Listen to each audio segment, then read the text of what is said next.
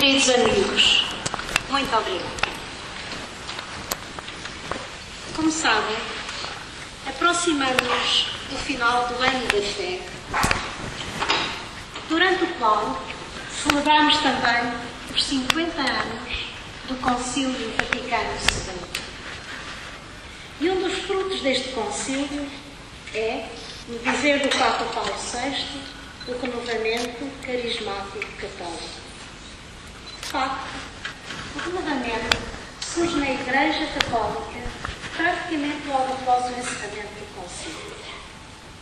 E podemos reconhecer, em clima de ação de graças, que o renovamento carismático católico foi e continua a ser, para milhões de cristãos em todo o mundo, um caminho para a vivência e aprofundamento da fé, sob a ação do Espírito Santo, um caminho conducente a adorar e a anunciar o Senhor, o nosso Deus, o Deus vivo. Neste primeiro ensinamento, eu gostaria de percorrer um pouquinho convosco esta renovação espiritual que floresceu na Igreja por ação do Espírito Santo nestes 50 anos após o Concílio Vaticano II, e vou-me apoiar naturalmente nas palavras e no testemunho dos vários papas. Como sabem, já no início do século XX, o Papa, então, o Papa Leão XIII, quis consagrar esse século, o século XX, ao Espírito Santo. E ele pediu às dioceses e às paróquias de todo o mundo que iniciassem o ano de 1900 rezando ao Espírito Santo. Posteriormente, a 25 de dezembro de 1961, o Papa de então, João XXIII, ao convocar o Concílio Vaticano II, suplicava também: renovai na nossa época as vossas maravilhas como no novo Pentecostes, e concedei à vossa Igreja que se estenda o reino do Divino Salvador. Pouco depois, em 1966, um grupo de estudantes universitários católicos nos Estados Unidos, em Pittsburgh, decidiram procurar na oração a renovação da sua vida cristã e rezavam a mesma oração de João XXIII, para convocou o concílio, e suplicavam com que o novo Pentecostes na nossa época. E o renovamento carismático católico desenvolve-se na Igreja depois do Concílio Vaticano II. Praticamente na década de 70, conhecendo logo uma enorme expansão, sendo uma corrente espiritual que não tem fundadores reconhecidos, não tem uma forte organização, a sua rápida expansão, logo, a cerca de 50 milhões de católicos em todo o mundo, não se compreende, senão porque corresponde a uma graça particular dada à Igreja do nosso tempo. Padre Tardif, já falecido, mas que tivemos a graça de ter aqui entre nós, talvez alguns se lembrem, definiu o renovamento carismático católico como a redescoberta experimental do poder do Espírito Santo em cada um de nós e na Igreja, e a abertura à sua ação para viver o Evangelho em plenitude, para evangelizar, para ser testemunha de Cristo ressuscitado e renovar todas as formas de presença de Cristo na Igreja e no mundo.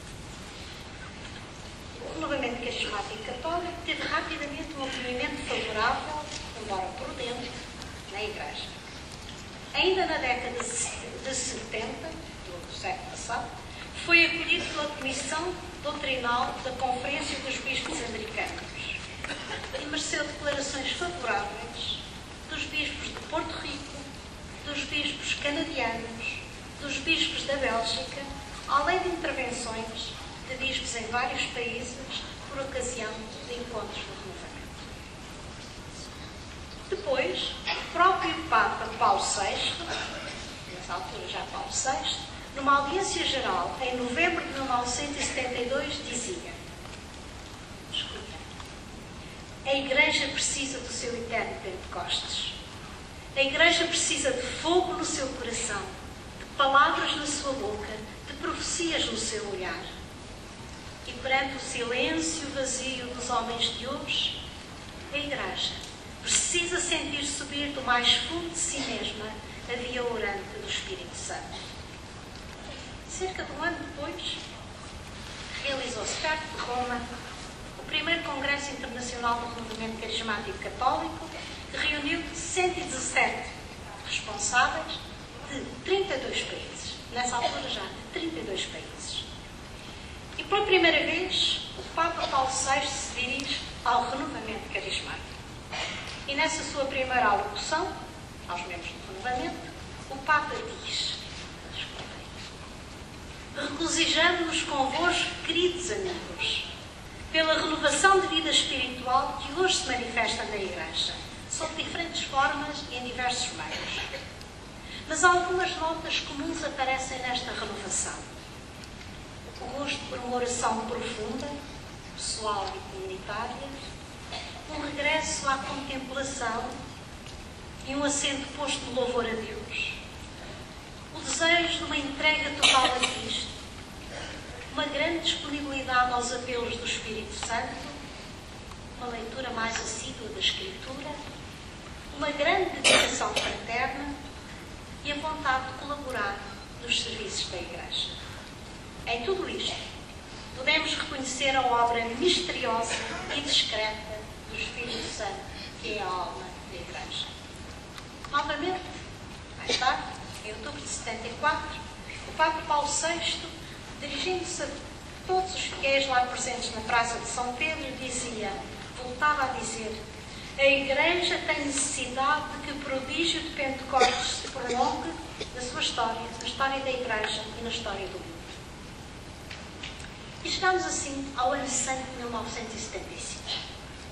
E vai celebrar-se em Roma o célebre terceiro Congresso Internacional do Renovamento, sob a presidência do Cardeal Sunets, que também tivemos aqui entre nós, numa assembleia que foi em Lisboa. Era o primaz da Bélgica e o Papa Paulo VI tinha-o nomeado como conselheiro do renovamento carismático católico. Então, naquela segunda-feira de Pentecostes, na Basílica de São Pedro, na presença de 12.000 participantes do renovamento, após a missa do encerramento do Congresso, tinha sido concelebrada por 12 bispos e várias centenas de padres, o Papa Paulo VI vem à Basílica e diz aos membros do renovamento carismático, faz uma alocução, e eu vou só citar algumas breves passagens para não cansar. E diz assim: neste ano santo, escolhestes a cidade de Roma para realizar o vosso terceiro Congresso Internacional. Quisestes vir manifestar a vossa adesão à Igreja e à Sé de Pedro. Este desejo de vos inserirdes na Igreja é um sinal autêntico da ação do Espírito Santo que está a trabalhar nesta Igreja, corpo místico de Cristo. E depois continuou: já dissemos em outubro passado a alguns de vós que a Igreja e o mundo precisam mais do que nunca que o prodígio de Pentecostes prossiga na história. Neste mundo cada vez mais secularizado, nada é mais necessário do que o testemunho desta renovação espiritual que vemos o Espírito Santo suscitar hoje nas regiões e nos meios mais diversos. Como poderia então esta renovação espiritual não ser uma oportunidade para a Igreja por um mundo? E nesse caso, como não envidar todos os esforços para que assim continue? Isto é o que dizia o Papa Paulo VI. Na sequência do Papa Paulo VI, como sabemos, veio o Papa João Paulo II. Também ele, numa alocução dirigida em 1987 ao Congresso Internacional de Movimentos Eclesiais, ele considera estes movimentos como um dos mais belos frutos do vasto e profundo renovamento espiritual resultante do último concílio. Pouco depois, já em 87, o Papa dirige-se outra vez à Assembleia Internacional do Renovamento Carismático e é o que ele nos diz: o vigor e os frutos do renovamento carismático atestam seguramente a poderosa presença do Espírito Santo na Igreja nestes anos que se seguiram ao Concílio Vaticano II. Naturalmente que o Espírito Santo sempre conduziu a Igreja em todas as épocas, produzindo uma grande variedade de dons entre os fiéis. Graças ao Espírito Santo, a Igreja conserva continuamente a juventude e a vitalidade. O renovamento carismático católico é hoje uma manifestação eloquente dessa vitalidade.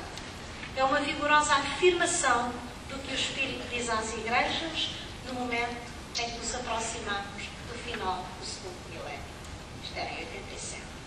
Já depois, pertinho do final do segundo milénio, em 92, o Papa dirige-se agora aos responsáveis internacionais do renovamento carismático, ao Conselho Internacional que se reuniu lá em Roma e diz: no momento em que celebrais 25 anos do renovamento carismático, eu uno uma voz de boa vontade, de louvor a Deus, pelos numerosos frutos que este trouxe à vida da Igreja. O emergir do renovamento carismático católico que seguiu ao Concílio Vaticano II foi um dom especial do Espírito Santo à Igreja.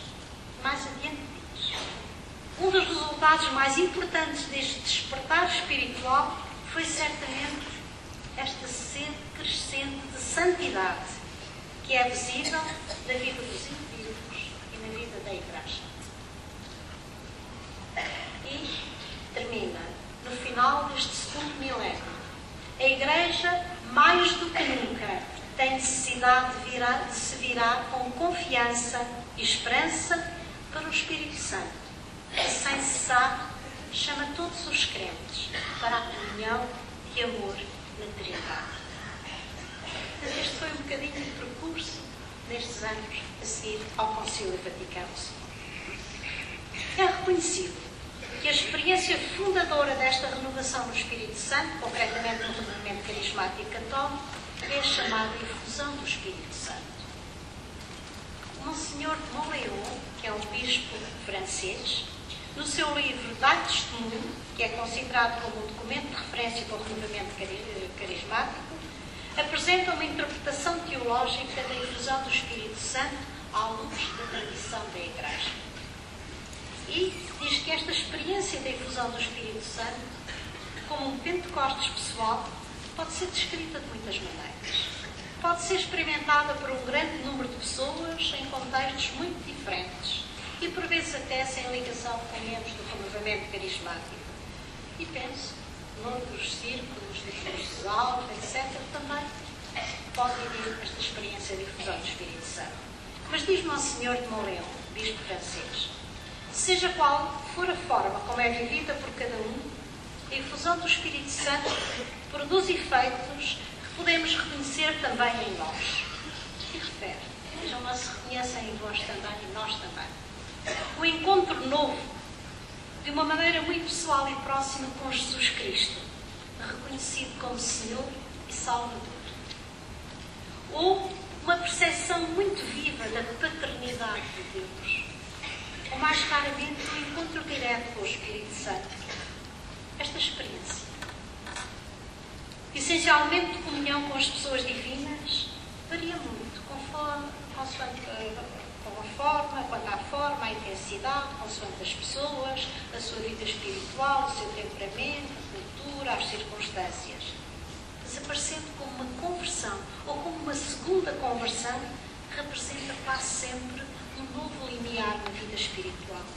A entrada numa nova dimensão da vida cristã, na paz interior,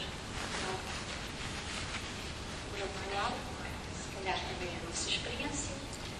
A efusão do Espírito Santo é acompanhada de uma decisão livre da pessoa, de um passo de conversão, de um regresso a Deus, com um coração humilde e contrito, com um ato de entrega a Cristo Senhor, ou seja, uma decisão de se entregar à ação do Espírito Santo para Ele agir livremente em nós. No fundo, esta graça da efusão do Espírito Santo vem reanimar a graça batismal. Muitas vezes parece ter ficado adormecida no fundo da alma e vem deixar esta graça venha produzir os seus frutos. E um dos frutos marcantes desta efusão do Espírito Santo é um marcado gosto pela Sagrada Escritura e a sua leitura mais assídua. Experimentaram isto na vossa vida? Para mim, isto foi verdade. Eu descobri um gosto novo pela Sagrada Escritura que me levou a ler, a rezar, a estudar a Palavra de Deus e depois também a partilhar este tesouro. Ontem, por exemplo, na paróquia, na catequese de adultos, no catecumenato de adultos. Mas também são muito numerosos os testemunhos daqueles que descobrem ou redescobrem a Sagrada Escritura como palavra viva de Deus. Os textos surgem com uma luz e um vigor novos, tocando e alimentando o coração e a vida do crente. Sob o sopro do Espírito Santo, as palavras de Jesus são recebidas como aquilo que de facto são, Espírito e vida. O Cardeal Sunas, como eu disse, já tivemos a alegria também de ter entre nós, uma Assembleia Permanente, uma vez deu um testemunho muito belo sobre este encontro com a Palavra de Deus na Escritura. E agora, antes do testemunho do Cardeal Sunas, diz ele: o Espírito Santo revela Jesus como a Palavra de Deus. Já há muito que eu li a Escritura e me esforçava por entender o sentido do texto. E essa leitura continua indispensável. Mas há um outro tipo de leitura. É como que interiormente iluminada pelo que atualiza o texto sagrado e o transforma em palavra de vida para mim. Eu comecei a abrir a Escritura várias vezes ao longo do dia, com um gosto novo, desconhecido. Não para ali encontrar respostas pré-fabricadas para os problemas da vida, mas por sede de comunhão com Jesus e a sua palavra. Pelo desejo de escutar a sua voz, de captar a sua mensagem, de deixar brilhar a sua luz nas minhas trevas. Por vezes, este contacto não dura mais que uns breves momentos, mas parece-me que o Espírito Santo continua a dar a inesquecível lição que numa tarde o Senhor deu aos discípulos de Emaús, quando, começando por Moisés e percorrendo todos os profetas, lhe interpretou as Escrituras naquilo que lhe dizia respeito. Outro fruto manifesto da infusão do Espírito Santo é um gosto renovado da oração, uma descoberta do sentido da oração e dos seus frutos. Oração, como dizia o beato João Paulo II aos bispos franceses, é simultaneamente pessoal e comunitária, louvor e intercessão, se quer contemplação e fonte de evangelização. A oração é assim reencontrada com uma nova profundidade, mas recebe também uma liberdade nova nas suas expressões. Oração de intercessão confiante e simples. Oração de louvor que procura sem cessar dar graças a Deus. Oração comunitária nascida da necessidade de rezar com os outros. Pergunto-vos, experimentaram também a vossa infusão? Experimentaram também com a vossa vivência do renovamento este gosto renovado da oração? Fruto do Espírito Santo, o desejo renovado da oração não suprime, contudo, a necessidade de esforço para lhe ser fiel. Outro fruto claro da infusão do Espírito Santo foi, e continua a ser, um desejo renovado dos sacramentos, particularmente da reconciliação e da Eucaristia. É verdade? Esta necessidade de vida sacramental está ligada a uma redescoberta da liturgia bela e sóbria, da fidelidade à tradição da Igreja. Ainda, outro fruto do Espírito, da infusão do Espírito Santo é um amor e um sentido novo da Igreja, com um desejo de pôr-se mais ao serviço da Igreja. Experimentaram também este desejo novo de servir a Igreja? E, sobretudo, passaram a servi-la melhor?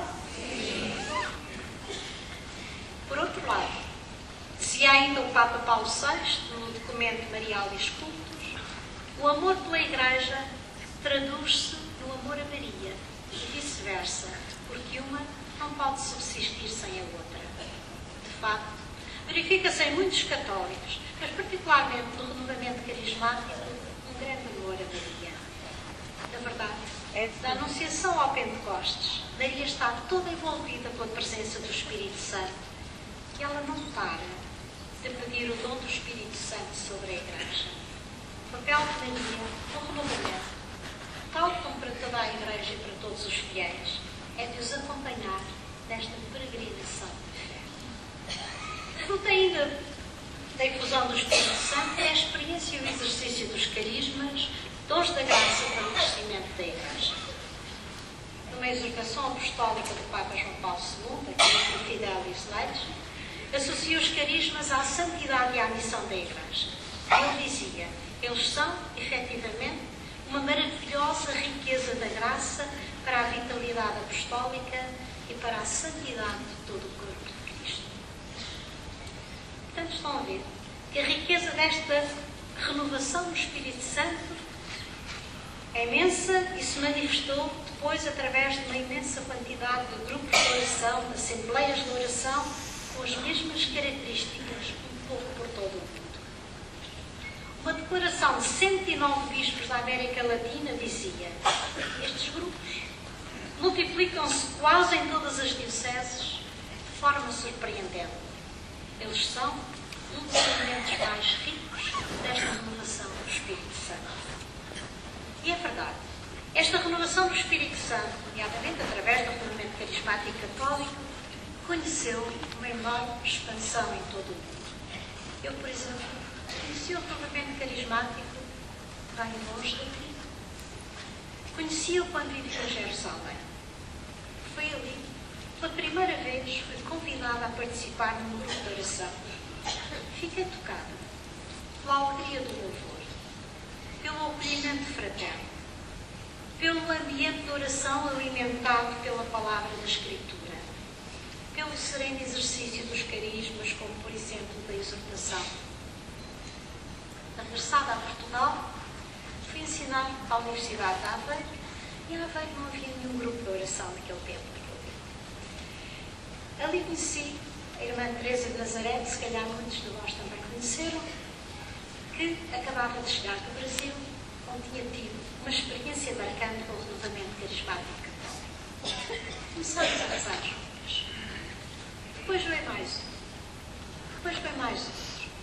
E gradualmente cresceu um grupo de oração da paróquia da Vera Cruz.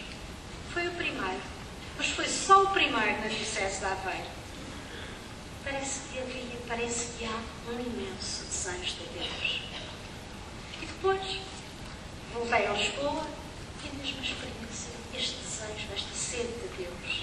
Eu acompanhei na Portela o nascimento do grupo de oração Super de Vida.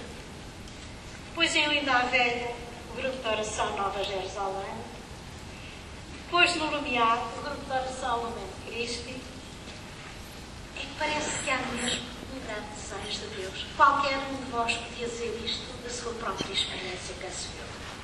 Posteriormente, tive a graça e a oportunidade de servir há alguns anos na equipa de Serviço Nacional do Renovamento e habitualmente pediam-me para assegurar as relações com as instâncias internacionais do renovamento. Tive a oportunidade, em múltiplos contactos, de ver a expansão do renovamento, desta onda de renovação espiritual da gente de muitas raças, povos e línguas. É verdade.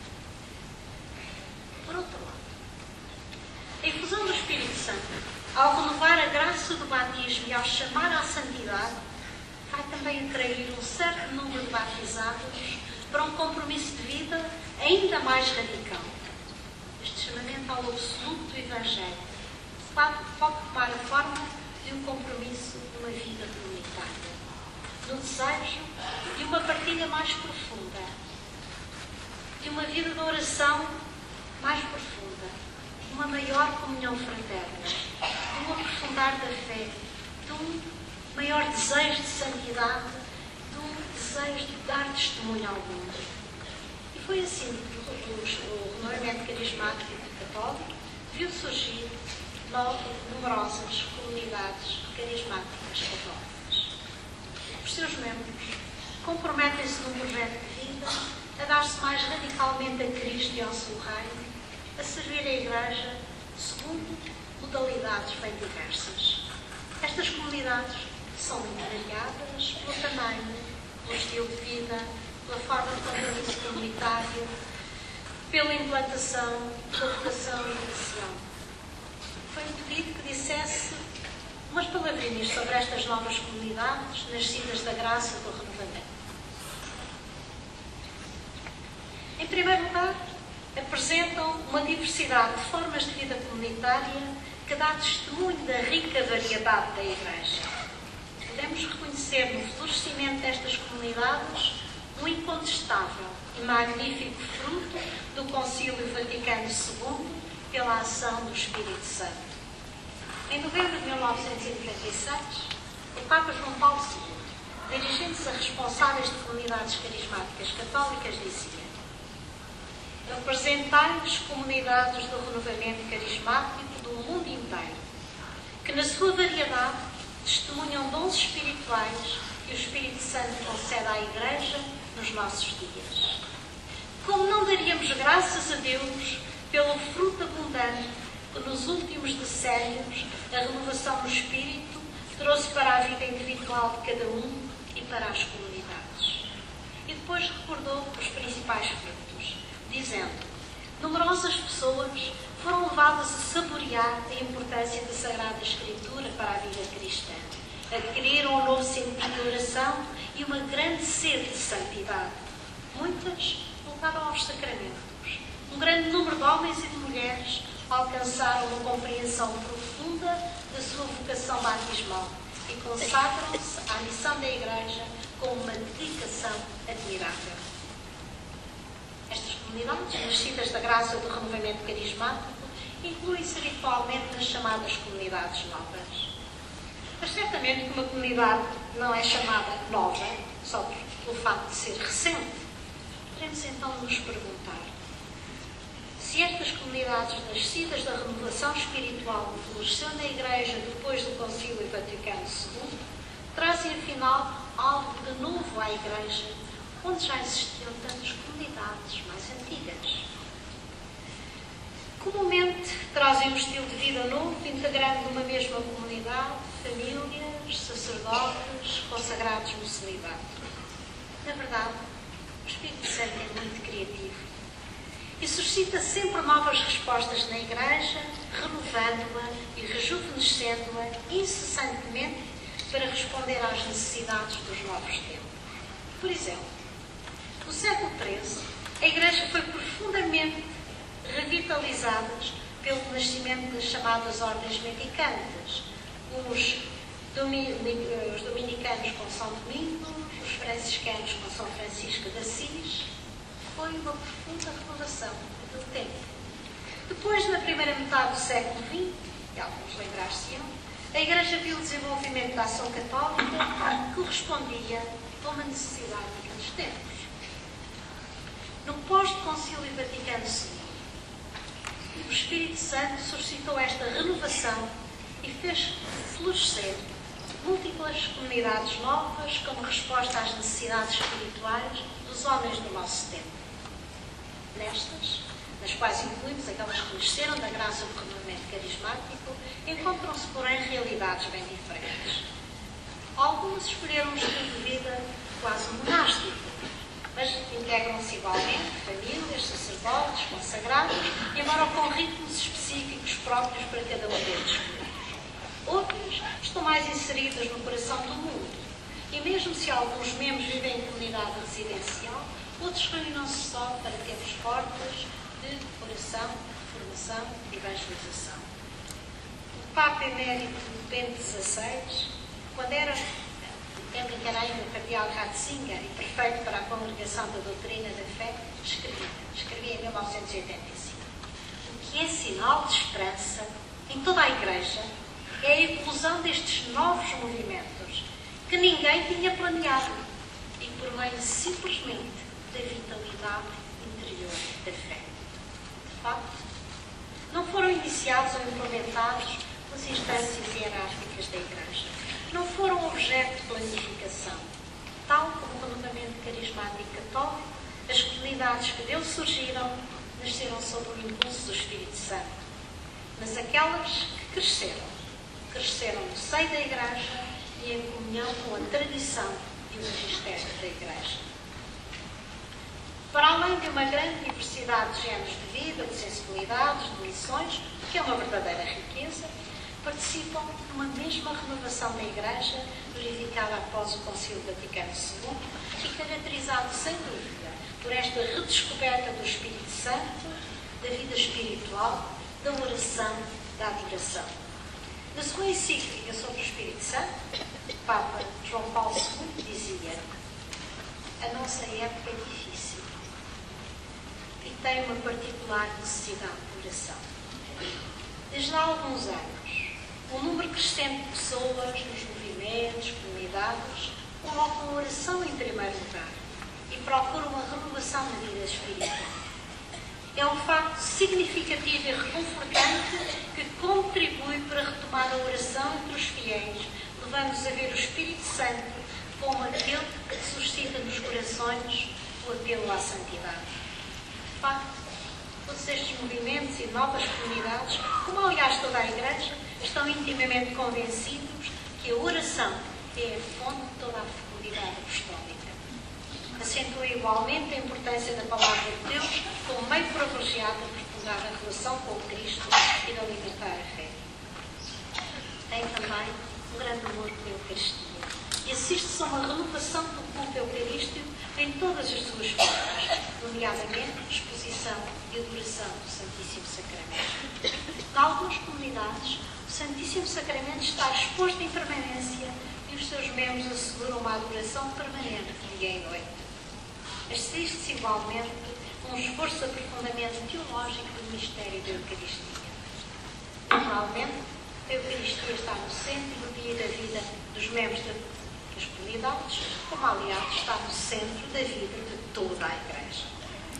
Também a Virgem Maria tem um lugar de eleição no coração dos membros destas novas comunidades, porque, sentindo a sua pequenez e fragilidade, voltam-se espontaneamente para a Mãe do Redentor. O que é acentuado é, sobretudo, a união a Deus, a oração, a adoração. E esta vida de intimidade com o Senhor vai depois enviá-los em missão junto dos seus inimigos. E é desta caridade fraterna que eu ia dizer só umas palavras. Ora, de facto, a vida comunitária é exigente e não é exemplo de fricções.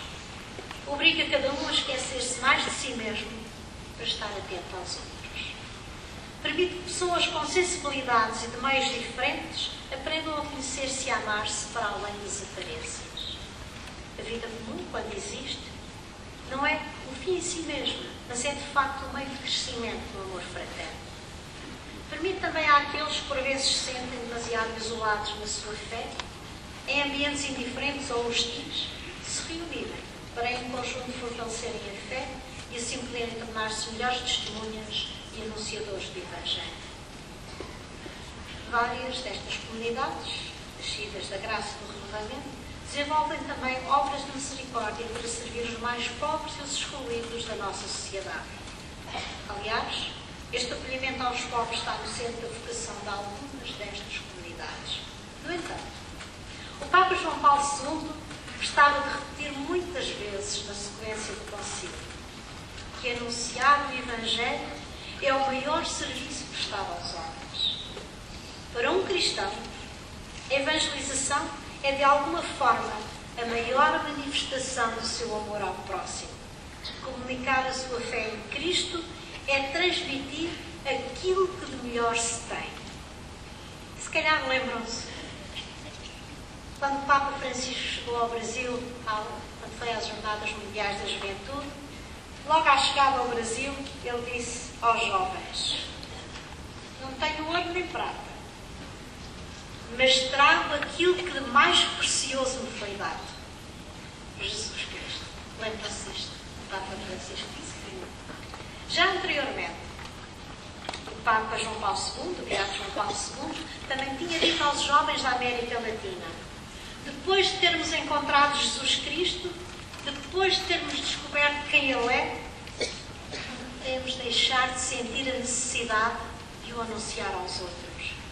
E não se trata de um proselitismo agressivo. Não. A evangelização é antes um transbordar de amor. É uma alegria que se comunica. O anúncio do Evangelho pode, porém, tomar múltiplas formas.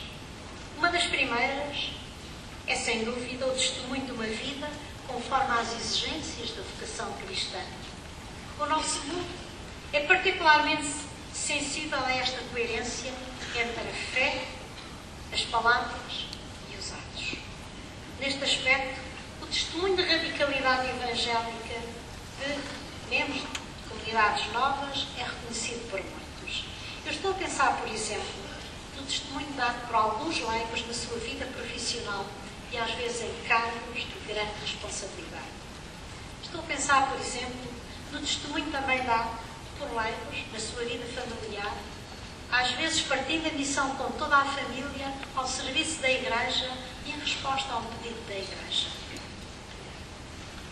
Mas o anúncio do Evangelho passa também pelo testemunho da unidade e da autêntica caridade fraterna. Jesus já tinha dito: é por isto que todos reconhecerão que sois meus discípulos, pelo amor que tiverdes uns aos outros. E o Concílio Vaticano II retoma com força estas palavras de Cristo, dizendo na Constituição Gaudium et Spes, e dizendo para nós todos: o que mais contribui para revelar a presença de Deus é o amor fraterno dos fiéis que trabalham com o coração unânime pela fé do Evangelho e se apresentam como sinal de unidade. Portanto, tudo aquilo que causa a divisão não serve. As novas comunidades, e refiro-me particularmente àquelas que nasceram da graça do renovamento carismático, desenvolvem também múltiplas atividades apostólicas.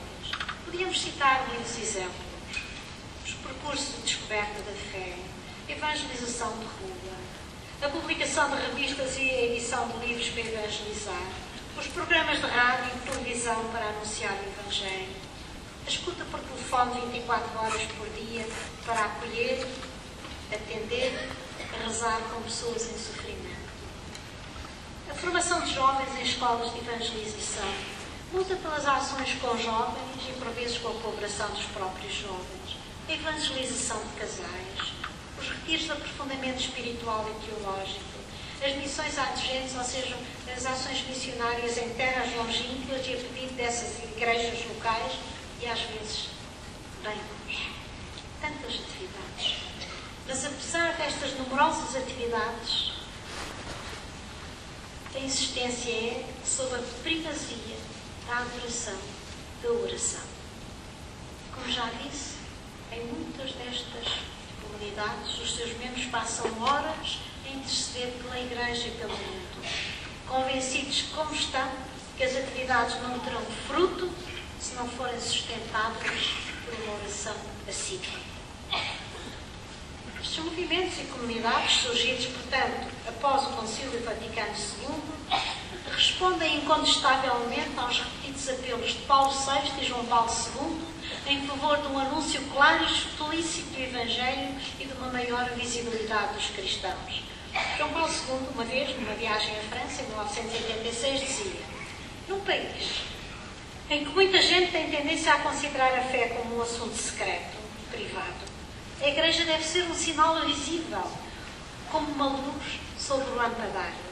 Este testemunho não é pressão sobre ninguém, é um chamamento que respeita as convicções. Mas no tempo em que os média procuram o que é significativo para difundir largamente ao público, porque os impediríamos nós de se fazerem eco deste sinal, a Igreja, muito secretamente, muitos desejam, como um apelo de fé, como uma interpelação. Mas para a complexidade da missão deste nosso mundo, a maior parte destas comunidades dão muita importância à formação espiritual e doutrinal dos seus membros. Porquê? Para quê? Qual é, afinal, a relação destes com o mundo moderno? O ensinamento de Cristo também é claro. Ele dizia: não peço que os tires do mundo, mas que os livres de nós. Eles não são do mundo como eu não sou do mundo. Mas, assim como tu, ó Pai, me enviaste ao mundo, também eu desafio. Portanto, os membros destas comunidades procuram viver no mundo, como aliás os cristãos, procuram viver no mundo sem ser no mundo, ou seja, sem assumir o espírito e os critérios do mundo. Por outras palavras, viver no mundo como um fermento na massa, vigilantes para não serem seduzidos pelo espírito do mundo, nem dominados pelos critérios do mundo. É um equilíbrio frágil, por vezes. Para todos nós, para todos os cristãos, viver no mundo sem ceder ao espírito do mundo, amar os irmãos e reconhecer o que há de bom no mundo, rejeitando o pecado que há no mundo. Entretanto, a forma e a presença no mundo varia muito também de uma comunidade para outra, como já dissemos.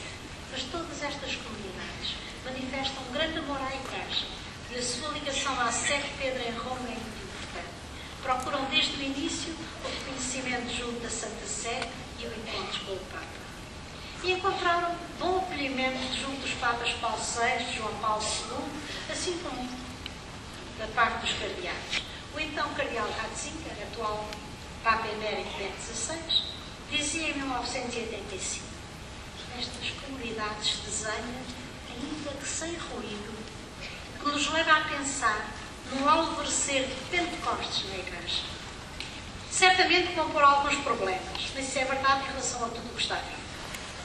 Mas uma geração nova faz a sua aparição na Igreja, eu olho cheio de esperança. Acho maravilhoso que o Espírito Santo cada vez se mostre mais forte que as nossas planificações, que se manifesta ao mundo de modo totalmente diferente do que poderíamos imaginar. A renovação está em marcha, sem chamar a atenção, mas eficazmente. O nosso dever, o dever das autoridades na Igreja, assim como dos teólogos, é de abrir-nos a porta e preparar o caminho. E o Beato João Paulo II, já na caminhada para o ano 2000, consagrou o ano de 1998 ao Espírito Santo, ao professor Trarão, e convidou os movimentos e as comunidades eclesiais todos a reunirem-se em Roma no Pentecostes. Alguns de nós estivemos lá. E na homilia desse domingo de Pentecostes, João Paulo II afirmou: como não havemos de dar graças a Deus pelos prodígios que o Espírito Santo não cessou de realizar nestes 2 milénios de vida cristã. Disto é prova eloquente esta solene liturgia, no qual estão presentes numerosos membros dos movimentos das novas comunidades que nestes dias celebraram em Roma o seu congresso mundial. Ontem, nesta Praça de São Pedro, vivemos o inesquecível encontro de festa com cânticos, orações e testemunhos. Experimentámos o clima de Pentecostes, que tornou quase visível a fecundidade inexaurível do Espírito Santo na Igreja. Movimentos, novas comunidades, são expressões providenciais da nova primavera suscitada pelo Espírito Santo com o Concílio Vaticano II. Constituem o anúncio do poder do amor de Deus, que, superando divisões e barreiras de todo o género, renova a face da terra para construir nela a civilização do amor. Tão bonito ouvir falar o Papa desta nova primavera da Igreja. Eu tenho ainda diante dos olhos aquela multidão, os numerosos membros de tantos movimentos, tantas comunidades, ali na Praça de São Pedro, naquela manhã de Pentecostes. E recordo estas palavras de João Paulo II, falando de uma nova primavera na Igreja, suscitada pelo Espírito Santo após o Concílio Vaticano II. Mas o Papa João Paulo II falou muitas vezes, falava repetidamente desta nova primavera na Igreja. Já numa encíclica, Redemptoris Missio, tinha escrito: agora nos aproximamos do 3º milénio da redenção, Deus está a preparar para o cristianismo uma grande primavera, já vemos despontar. E no meio desta primavera se encontra a corrente espiritual do renovamento carismático católico e as novas formas de vida comunitária que deu energia. Pouco depois chegou o grande jubileu do ano 2000. Entramos no terceiro milénio da era cristã. E em 2006, o Papa de então, Bento XVI, vai também na vigília de Pentecostes acolher na Praça de São Pedro, em Roma, os movimentos eclesiais e as novas comunidades e dirige-lhes a palavra. E diz assim: amados irmãos e irmãs, viestes em grande número a esta Praça de São Pedro para participar na vigília de Pentecostes. Agradeço-vos do coração. Pertenceis a povos e culturas diversas. Representais aqui membros de movimentos e de novas comunidades espiritualmente reunidos em redor do sucessor de Pedro para proclamar a alegria de crer em Jesus Cristo, para renovar o compromisso de seres fiéis neste nosso tempo. Agradeço-vos e dirijo a cada um de vós minha cordial saudação. Depois dizia ainda: volta à minha memória com emoção o encontro anual que teve lugar em 91 com o amado Papa João Paulo II. Grande evangelizador da nossa época, ele acompanhou-vos e orientou-vos durante todo o seu pontificado. E muitas vezes definiu como providenciários as vossas associações e comunidades. Sobretudo, o Espírito Santo se serve delas para despertar a fé no coração de numerosos cristãos e fazer que eles redescubram a vocação recebida no batismo, ajudando-nos a ser testemunhas de esperança, repletas daquele fogo de amor que é precisamente o dom do Espírito Santo. E no dia seguinte, dia de Pentecostes, Bento XVI, dizia àquela multidão: entre as realidades suscitadas pelo Espírito Santo na Igreja, aos movimentos, as comunidades eclesiais, que eu tive a alegria de encontrar em grande número. Nesta Igreja, como gostava de dizer o Papa João Paulo II, a Igreja é o único e grande movimento animado pelo Espírito Santo.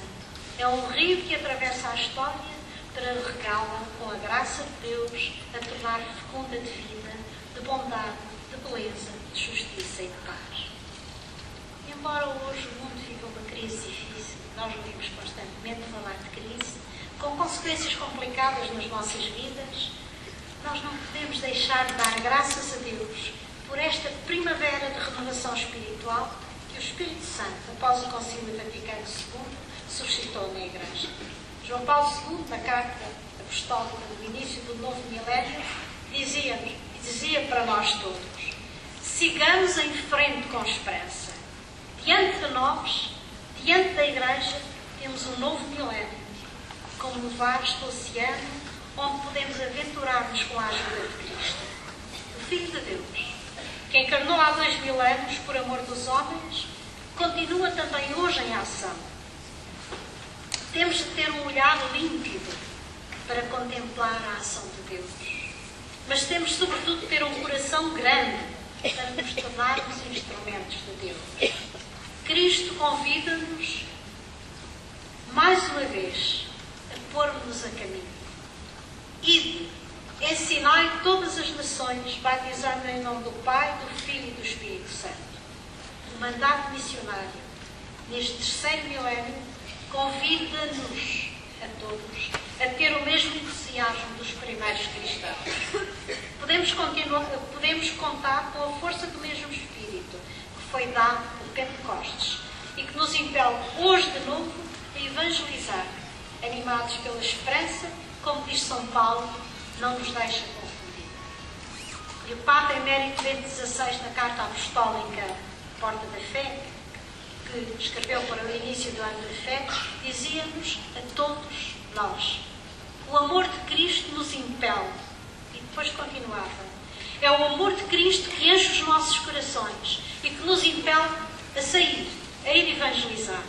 Hoje, como outrora, Ele envia-nos pelas estradas do mundo para anunciar o Evangelho a todos os povos da terra, com o seu amor.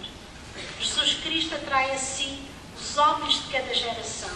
Por isso, também hoje é necessário um empenho convicto a favor da nova evangelização para descobrir de novo a alegria de querer e reencontrar o entusiasmo de comunicar a fé.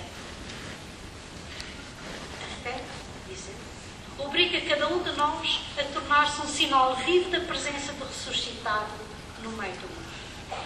Aquilo que o mundo de hoje tem particular necessidade é do testemunho credível de quantos, iluminados na mente e no coração pela palavra do Senhor, são capazes de abrir o coração e a mente de muitos outros ao desejo de Deus e de uma vida verdadeira, aquela que não tem fim. Eu vou concluir com as palavras de João Paulo II no início deste milénio. Apressemos o passo para percorrer as estradas do mundo. Neste caminho, acompanha-nos, Maria. Possa Jesus ressuscitado caminha connosco pelas estradas da vida e que deixa reconhecer-se ao partir do pão, isto é, na Eucaristia, como se deu aos discípulos de Emaús, possa Ele encontrar-nos a todos, encontrar-nos prontos e vigilantes para reconhecer o seu rosto e correr a levar aos nossos irmãos o grande anúncio. Jesus está vivo. Vimos.